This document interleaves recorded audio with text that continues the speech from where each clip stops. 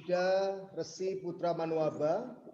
Beliau adalah seorang tokoh yang cukup dekat dengan kita dalam dialog, dan baru saja beliau juga menerima sejumlah penghargaan karena partisipasinya dalam mengembangkan ajaran-ajaran Gandhi, dan kemudian juga beliau memimpin Gandhi Puri di Bali, dan tentu saja beliau adalah tokoh yang cukup mumpuni untuk berbicara tentang agama Hindu dan menceritakan kepada kita. Selain itu kita juga bersama dengan Pendeta Cahyadi Nugroho yang selalu menjadi penanggap dan tuan rumah dari acara dialog lintas agama ini. Kita akan memulainya dengan berdoa bersama, dan saya akan memimpin doa itu secara umum. Bapak Ibu bisa berdoa menurut agama dan keyakinan masing-masing. Tuhan yang Maha Esa, Tuhan yang Maha Kuasa, Tuhan yang telah memberikan bangsa Indonesia kesempatan untuk bersatu di tengah-tengah perbedaan. Izinkan kami pada malam hari ini melanjutkan diskusi lintas agama kami untuk menjadi satu manfaat yang baik bagi seluruh umat manusia, terutama bagi kemajuan bangsa Indonesia. Berikanlah berkat hikmat kepada para pembicara, dan biarlah kami para pendengar bisa berpartisipasi juga dengan baik. Kami mengucapkan terima kasih untuk segala berkat-Mu. Amin. Demikianlah kita sudah membuka dengan doa. Waktu kita akan memulai dengan mendengarkan paparan tentang agama Hindu di Indonesia dalam konteks Tuhan itu satu oleh Ida Resi Putra Manuaba. Kepada beliau waktu dan tempat kami persilahkan. Om Swastiastu, salam sejahtera, salam hormat untuk semua. Salam dari Ashram Gandhi Puri, Bali. Sangat berbahagia tentunya malam ini, walaupun mungkin setiap ilmu ataupun pemaparan perlu banyak penambahan-penambahan. Nah, berbicara tentang ketuhanan yang satu dalam konteks Pancasila, kita tidak lepas dari lambang burung Garuda burung Garuda, di mana tertulis di situ Bhinneka Tunggal Ika, dan ada sambungannya Bhinneka Tunggal Ika Tanhana Dharma Manguru. Tidak ada dharma yang kedua. Selama ini kita tentunya banyak terkecohkan oleh pendapat dari berbagai mazhab atau berbagai school of thought, bahwa agama itu kadang-kadang ada yang musyrik ataupun dalam tanda petik yang berbeda, terutama yang jatuh kena paling banyak itu misalnya tekanannya tentunya pada Hindu, terutama di Bali, karena begitu banyaknya penyebutan nama Tuhan, nama dewa ataupun apapun namanya yang disebutkan. Tetapi kalau kita mau melihat berbagai kepentingan yang lebih besar dari konteks agama Hindu itu sendiri, di mana kuncinya adalah Ekam Satviprah Wahuda Wadanti. Dia tunggal, tapi orang suci itulah yang menyebutnya berbeda. Sehingga sebagai agama yang cukup tua, tentunya kami mempunyai panggilan atau penyebutan nama yang sangat berbeda, sangat beragam. Dari tafsir atau school of thought yang ada sesungguhnya, kita melihat bahwa pemaparan yang sesungguhnya Tuhan yang satu itu disebutkan dengan nama yang berbeda. Jadi ketika kita berbicara tentang Ekam Satviprah Wahuda Wadanti, orang sucilah yang menyebut nama yang berbeda. Orang sucilah yang memberikan pemberian fungsi, atau ketika Tuhan dalam perspektif orang suci itu sendiri, bagaimana melakukan tindak secara vision kita tentunya sebagai manusia. Karena itu berkembang nama yang ada di dalam konteks Hindu, dewanya yang berjuta nama. Wisnu saja, Wisnu Sahasranama itu ada 1000, sesuai dengan mekanisme kerjanya. Jadi ketika berfungsi sebagai pencipta dia disebut Brahma, ketika dia Wisnu sebagai pemelihara dan Siwa sebagai pelebur. Jadi dalam konteks itu lahirlah berbagai macam nilai-nilai lagi yang dimunculkan. Yang tunggal itu satu, kemudian seperti dalam wayang itu sendiri. Dalam wayang itu ada dua konteks. Beliau yang esa, yang tunggal, melahirkan Sangkaning Paramaning Dumadi. Dan itu melahirkan kewenangan. Sehingga dari kewenangan yang beliau sebagai pencipta itu melahirkan berbagai macam nilai-nilai lagi. Sebagai apa fungsi dari Tuhan itu sendiri ketika berwujud dalam konteks di dalam tradisi Hindu kita. Karena itulah kita cenderung memberikan nama yang berbeda ketika dia ilmu pengetahuan, kita langsung otomatis menyebut Saraswati. Ketika beliau sebagai pencipta kesejahteraan, kita otomatis Laksmi. Ketika kesehatan, kita otomatis kepada ucapan bahwa beliau itu berperwujudan dari Parwati. Dan ketika beliau itu sebagai hujan, kita sebut Dewa Indra. Dan ketika itu angin, itu ketika Dewa Bayu. Jadi itu lebih pada fungsi ataupun peranan dari sifat-sifat Tuhan yang terintegrasikan atau menjadi perwujudan di bumi oleh manusia yang tentunya dalam keterbatasannya memberikan nama atas perilaku Tuhan yang seolah-olah kita. Tentunya beliau itu esa, seperti yang dalam kata kunci awal kami sebutkan di Hindu, Ekam Satvi Prak Bahudama Danti itu. Nah, perkembangan selanjutnya tentunya di dalam tradisi Hindu kemudian berkembang di Indonesia, di Nusantara.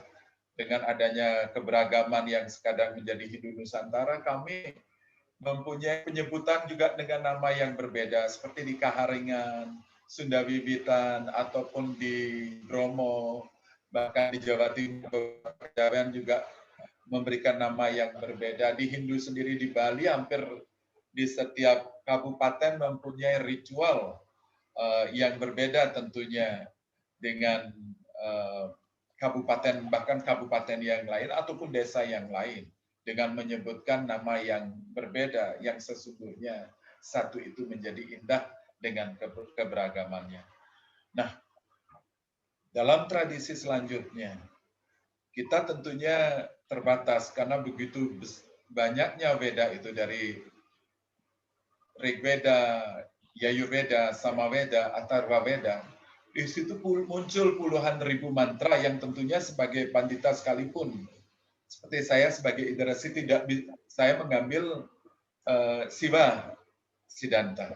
Dan saya tentunya dalam pemujaan lebih ataupun itu pengakuan pada dewa bahwa Siva itu sendiri. Dan ada Vaisnava tradition yang menjadikan Vaisnava itu pun Wisnu Sahasranama, ribuan nama dari Wisnu. Nah, disitulah karena keterbatasan kita, sama seperti kita di apotek, tentunya vitamin C itu ada ribuan atau bahkan ratusan vitamin C, seperti mungkin Enervon C dan yang lain-lain itu. Begitulah penyebutan nama Tuhan, sebesar apapun, sebesar seberapa jumlah manusia, sebesar itulah kita melihat nilai-nilai ketuhanan atau sifat-sifat ketuhanan yang mampu kita terjemahkan atau mampu kita jadikan inspirasi dalam kehidupan kita. Sesungguhnya kembali ya, Sangkan Paramaning Dumadi itu hanya satu, hanya penyebutan yang berbeda itulah. Kalau kita mau melihat Om Nirvignam, nir yang tidak ini tidak itu, neti, jadi tidak ini juga tidak itu. Tapi yang menjadi ucapan kita dalam tradisi kita, Sarwa Prani, all itu adalah kebahagiaan. Om Sarwa Prani Itangkara Mamoce Sarwa Papebya Palayaswa Sadesiwa, itu artinya semua yang ada yang disebutkan oleh manusia, semua yang menjadi bagian dari tradisi yang menyebut nama Tuhan berbeda itu yang sesungguhnya satu. Itu adalah keindahan semata dari manusia yang terbatas mempunyai kemampuan untuk penyebutan. Sehingga di situ juga ada patung yang muncul. Untuk keterbatasan kemampuan manusia itu sendiri menerjemahkan perwujudan dari Tuhan itu sendiri, sehingga kadang-kadang orang berpikir, oh Tuhannya Hindu, gajah. Karena dalam simbol-simbol itu kita bermain simbol. Telinganya yang besar itu artinya kita harus memikirkan apapun yang kita dengar dari luar, seperti sekarang hoax yang terjadi, berita-berita, itu harus kita saring. Belalai yang panjang, kita harus memikirkan segala sesuatunya yang panjang. Ini dari mata ketiga kita.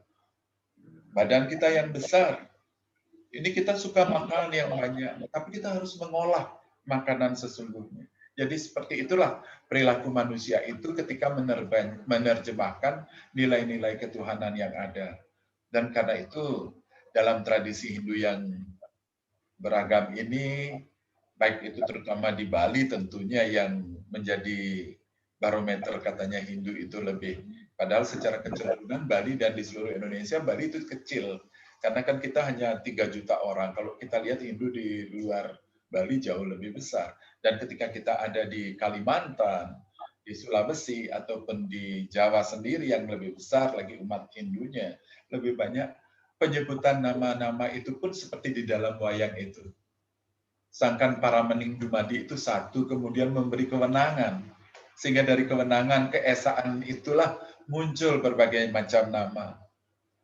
Dan secara ritual tentunya muncul di dalam tradisi kita, dalam tradisi Hindu yang paling kaya dengan ritual yang ada. Di mana kita melihat Satkertih, artinya 6 pusat pemujaan, baik itu di laut, di danau, di samudra. Jadi dari Satkertih itu pun memunculkan lagi kewenangan-kewenangan, sifat keesaan Satkertih itu tentunya 6 yang kita puja, dilakukan pemujaannya. Itu melahirkan kewenangan-kewenangan dari keesaan itu sendiri. Makanya dalam tradisi, kalau kita mau berbicara dengan tradisi kita Hindu, saya lebih fokus pada kata kunci, Ekam Satwiprah Wakudamagan. Sesungguhnya semuanya itu esa, mulia. Dan kitalah yang terbatas ini memberikan perspektif yang berbeda. Sehingga perspektif kita yang berbeda ini memunculkan, kadang-kadang kita sebut di Hindu itu sampradaya atau sekte. Karena kemampuan kita yang terbatas. Sama dengan obat yang di apotek, apakah kita akan ambil semua obatnya? Tentu kita memilih yang mana paling cocok. Karena itulah muncul Ista Dewata, pilihan Dewata bagi pemujaan kita. Tapi di dalam Hindu sendiri itu ada 3. Vedanta itu sendiri. Visista Dvaita, Dvaita, Visista Dvaita, dan Advaita. Dari 3 perspektif school of thought yang berkembang itu, lahirlah memberikan 4 yoga. Raja Yoga, Karma Yoga, Bhakti Yoga, Jnana. Jadi kita bisa memilih yang mana. Jadi seperti kita sekarang yang berkumpul, tentunya scholar punya kemampuan kita menarasikan. Tapi bagi orang kebanyakan mungkin yang tidak scholar, dia menjadikan perilaku yang baik itulah persembahan kepada Tuhan. Bagi orang yang bakti sampradaya, dia akan mempersembahkan semuanya penuh bakti. Tapi bagi seorang Raja Yoga, I am God. Jadi dalam perspektif itulah muncul kebebasan sesungguhnya dan tidak perlu dipertentangkan, karena di end itu adalah bagaimana perilaku kita di masyarakat, bagaimana perilaku kita dalam kehidupan. Zaman sekarang tentunya orang bisa menjatuhkan, tidak ada orang yang disebut benar. Begitu mudahnya sosial media menjatuhkan seseorang. Tapi kalau kita benar, kebenaran cahaya itu akan menjadi kebenaran yang termuliakan. Nah, seperti itulah Tuhan. Kita sesungguhnya kadang-kadang yang dilahirkan dari yang satu, tapi itu kemudian justru kita berdebat dan habiskan waktu kita untuk memperdebatkan yang tidak satu itu. Karena kita sendiri ingin perbedaan-perbedaan itu, baik tentunya dari kalangan Kristen ada beberapa ordo, kami juga di Hindu ada beberapa sampradaya dan beberapa sekte. Kita sebut, kalau di Bali mungkin kita tidak mau menyebut itu sekte atau sampradaya, tapi kita mempunyai pilihan perilaku. Ada yang bakti, kita fully bakti. Ada yang jana, nyastra, itu disebut dengan kemampuan yang berbeda. Ada muncul orang-orang yang punya ketekunan teguh pada prinsip bahwa Tuhan itu penuh dalam sastra. Tapi kalau di orang karma yoga, dia mengabaikan sastra itu sendiri, bahwa perilakulah yang utama. How the way of life. Karena itulah muncul dari tradisi itu, the way of life. Bagaimana kita sesungguhnya hidup. Muncullah yoga itu sendiri sebagai jalan dari perilaku manusia itu, bagaimana mereka bisa menjalankan keesaan atau kemenangan yang seperti di wayang itu sendiri, yang sangkan paraning dumadi itu. Yang esa itu memunculkan ruang-ruang untuk kita selalu bersama. Dan tentunya pemikiran ataupun thought yang saya sampaikan hari ini bukanlah kebenaran utama. Karena dalam tradisi Hindu ada kebenaran yang harus kita juga sampaikan, itulah disebut dharmatula.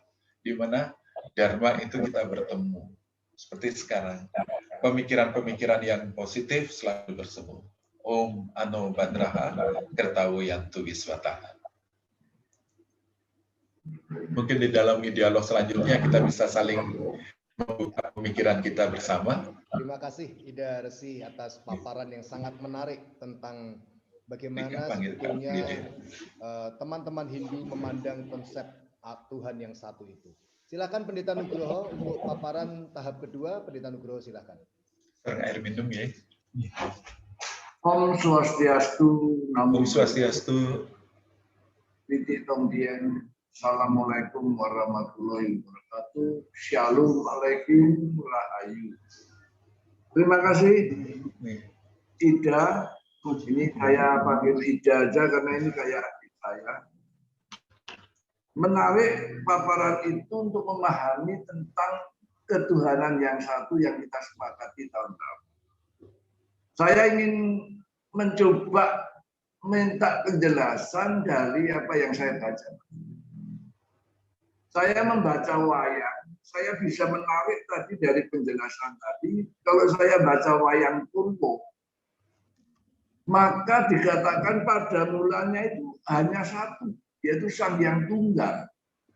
Yang tadi diterangkan cuma satu, Ekam Sat ya. Lalu yang kemudian karena wewenangnya yang besar, itulah melahirkan para dewa-dewa. Di dalam konsep yang saya baca, dalam literatur yang saya baca, maka Sang Hyang Tunggal, kalau yang di Bali, kalau tidak salah itu dipanggil Sang Hyang Widiwasa. Yeah. Itu diterangkan, yang diterangkan oleh Pak Ida tadi, nirupa, nirpadang, nirindriya. Tapi bisa menjadi apa saja melalui saktinya pada waktu dibutuhkan dalam menegakkan keadilan, mengalahkan adharma. Ini yang saya baca. Yeah. Nah, menarik sekali konsepsi budaya, filosofi dan agama Hindu. Tapi saya mencatat dua hal, Pak Ida. Yang pertama, konsep utama yang saya lihat dari agama Hindu ini adalah harmonisasi alam. Yeah. Di mana Hindu mengajarkan adanya harmonisasi, dan untuk itu ada dua kekuatan yang bertarung, benar dan salah. Nah, kalau kita baca Ramayana,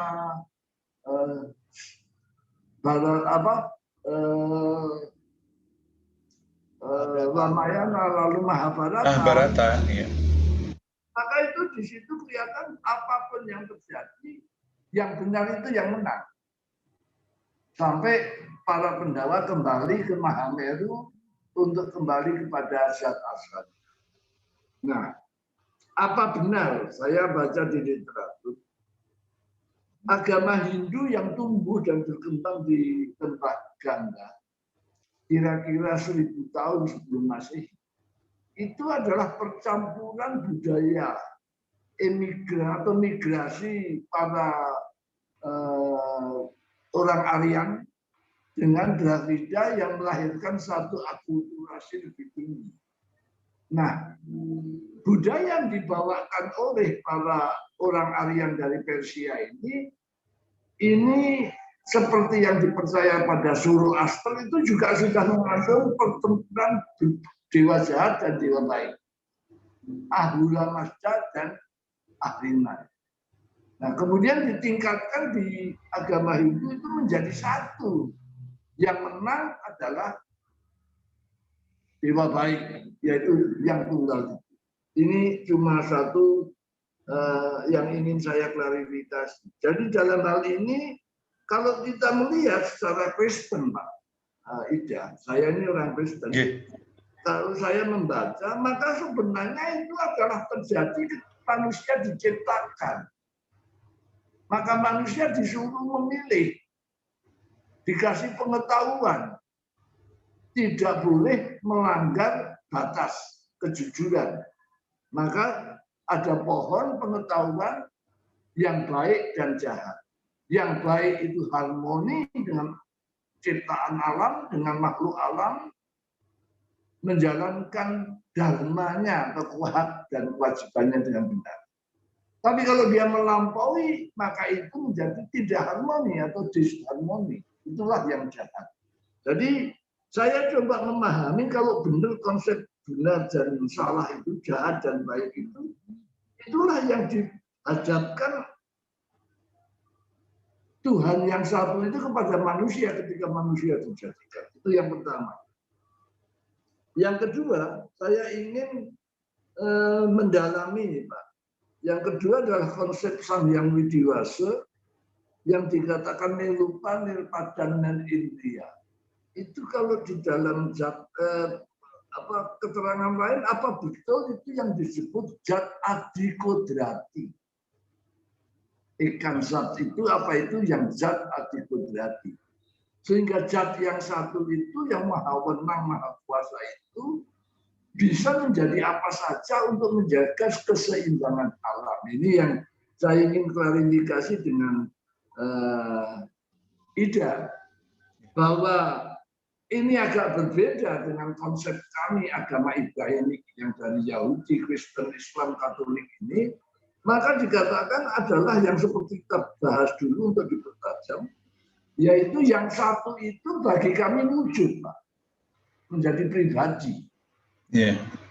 Itu yang kami pahami. Nah, bagaimana memahami seperti ini yang sulit, Pak? Yang sampai hari ini belum ketemu jalannya. Itulah yang kita mau coba, saya sebagai orang Kristen mencoba untuk menjembatani, memahami ini. Saya punya gambaran. Presiden kita ini satu, Pak. Tapi bagi keluarga yang dekat, itu yang memang Bapak. Itu pribadinya. Tapi bagi kita yang nggak kenal, yang kita ini rakyat Indonesia, saya menghargai presiden yang satu itu karena idenya, kuasanya untuk mengatur seluruh Indonesia. Itu yang kira-kira masalahnya antara pribadi dan kelembagaan. Saya lihatnya dari situ, Pak Ida. Saya ingin pendapat Pak Ida, bahwa perbedaan antara wujud dan tidak wujud itu adalah sisi pandang. Maka kalau orang Yahudi menganggap itu, maka dia menganggap itu bapakku, maka pribadi. Tapi dari sisi Hindu, yang satu itu kepresidenannya, zatnya, kuasanya. Kira-kira apa ini bisa menjembatani pertemuan. Sehingga dengan demikian, konsep Tuhan yang satu itu akan melahirkan kepada kita bahwa kita ini merasa sama-sama ciptaan Tuhan. Sehingga kita ini harus bersaudara satu sama lain tanpa kebencian untuk menjaga harmoni. Saya kira ini pandangan saya yang pertama ini. Iya. Terima kasih. Silakan. Terima kasih Pak Pendeta. Silakan ditanggapi. Iya. Bagus sekali dan cukup tajam untuk perlu kita pikirkan. Saya ingatkan Pak, mungkin kepada kita semua, dalam tradisi kita kan di Hindu itu ada Tri Pramana. yang hewan hanya eke perpana dia miliki. Tumbuh-tumbuhan. Kemudian dwi permana tumbuh-tumbuhan itu sendiri yang hanya bisa bertumbuh dan ya berbicara sedikit hewan itu. Kemudian kitalah manusia yang manusia ini yang sempurna.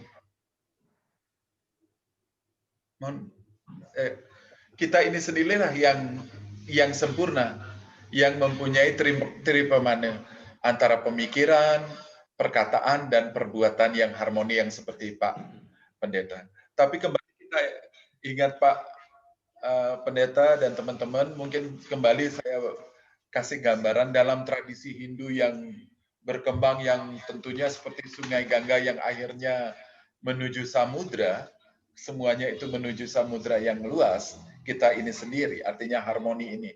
Tentunya dalam perjalanan, apalagi misalnya Hindu yang berasal itu dari India. Itu 350 tahun terakhir ini sebelum merdeka kan dijajah. Dan itu menghadapi polusi dan evolusi dari nilai-nilai itu. Tapi spiritnya, baik itu Advaita, Dvaita, dan Visista Dvaita, bahwa Tuhan itu satu adalah Esa. Baik itu Advaita, itu memikirkan bahwa yang tunggal itu adalah segalanya, termasuk kita.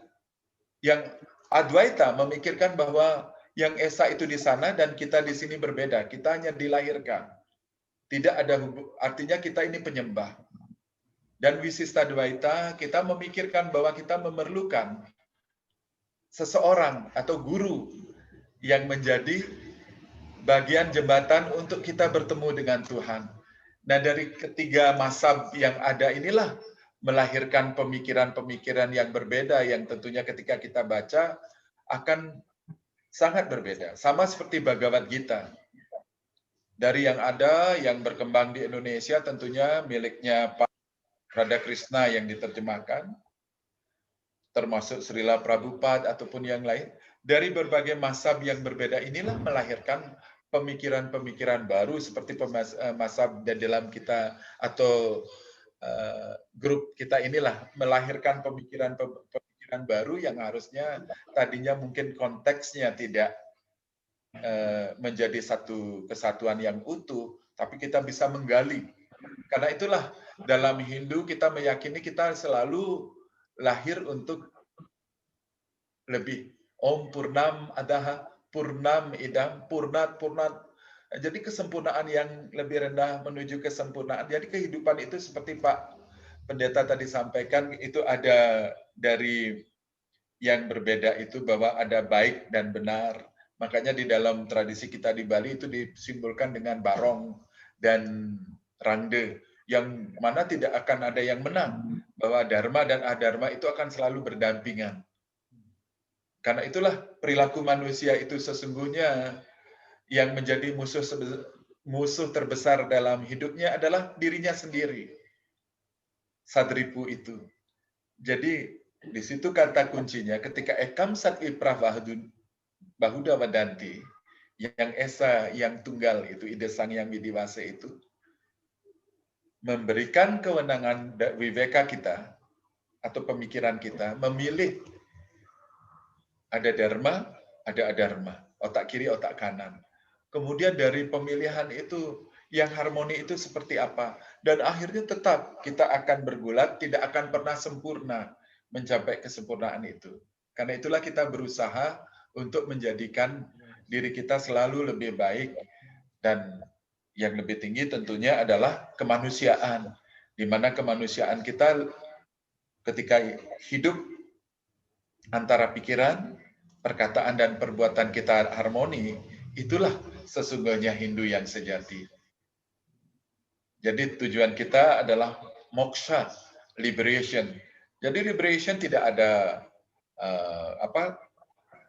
salah, benar. Jadi kita mempunyai itu. Jadi dalam konteks ini mungkin saya lebih mengambil salah satu mantra di dalam tradisi kita, Natwaham Kamayi Rajam. Na swarga na punar bawam, kamaye dukatap tanam praninam artinasanam, na tuaham kamaye rajam. Tidak ada keinginan kita sesungguhnya untuk berkuasa. Na swarga na punar bawam. Apapun yang kita lakukan juga bukan mencapai sorga. Kamaye dukatap tanam. Oh ya Tuhan, berikanlah saya selalu keinginan-keinginan yang baik untuk melakukan perbuatan yang baik untuk kemanusiaan itu sendiri. Jadi perilaku itulah, the way of life itulah yang menjadi perilaku liberation atau pembebasan dari kita di Hindu. Pendeta Nugroho ingin memberikan tanggapan kedua, silakan. Ya, dari yang diuraikan oleh Idarsi, maka saya bisa menangkap sarinya bahwa sebenarnya kita diciptakan itu sempurna, Ya. pengeluarannya putih. Nah, tetapi kita diberi kuasa dan kebebasan. Ini yang harus kita pilih. Nah, dikatakan pilihlah yang baik. Kalau di dalam kitab kami ada ungkapan, aku hadapkan padamu berkat dan kutuk, baik dan jahat. Tapi dikatakan pilihlah yang baik, pilihlah yang benar. Dan kalau kita memilih yang kutuk atau melanggar, itulah yang terjadi bencana tadi. Iya. Jadi sebenarnya apa yang dikatakan Ijab tadi benar, dan kami juga benar, bahwa musuh utama kita ini ya keinginan kita sendiri, diri kita sendiri yang harus dikalahkan. Yang kedua, bahwa untuk soal surga dan selamat atau tidak, itu bukan hak kita. Itu adalah hak Allah, hak Tuhan yang sepenuhnya.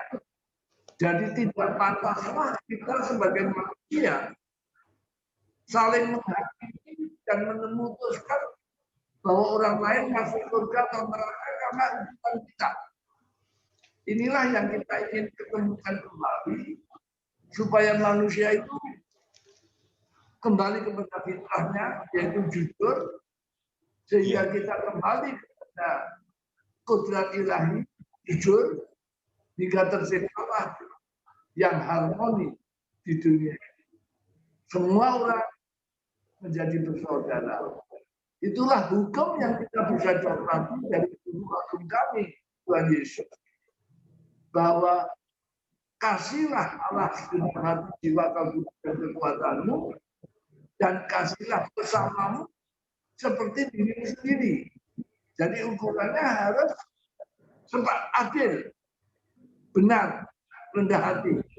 Kira-kira itulah tanggapan saya, sehingga dengan demikian saya bisa bersahabat dengan Idarsi ini, yang memang karena kami merasa saudara, lama kami bersaudara ini. Saya kira itu tanggapan saya. Terima kasih.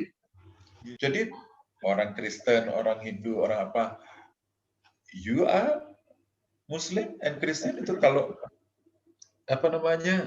sujud, apakah tidak yoga? Itu kan gerakan penyatuan dengan Yang Kuasa.